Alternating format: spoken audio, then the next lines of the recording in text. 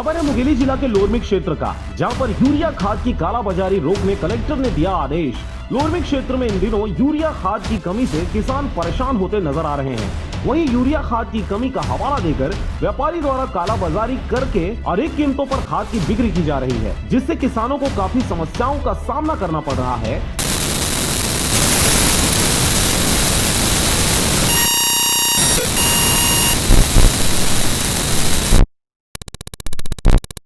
जो यूरिया पहले डाला गया था खेतों में वो बह गया है, तो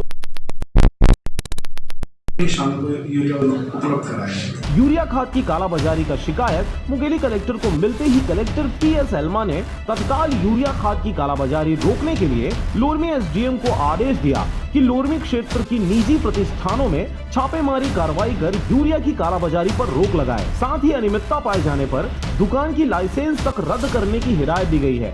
वहीं लोरमी में कलेक्टर के आदेश का पालन हुआ। लोरमी के 2 दुकानों पर छापामार कार्रवाई के साथ ही दोनों दुकानों को सील कर दिया गया है।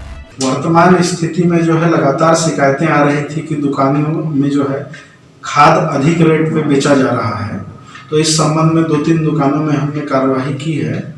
वहाँ जांच में यह पाया गया कि नहीं स्टॉक रजिस्टर है और नहीं जो वितरण हो रहा है उसका कोई भी दस्तावेज उपलब्ध रखा गया है और रख रखाव भी सही नहीं पाया गया, तो इस संबंध में 2 दुकानों को सील किया गया है। लोरमी से हरजीत भास्कर की रिपोर्ट, RJ रमझाझर।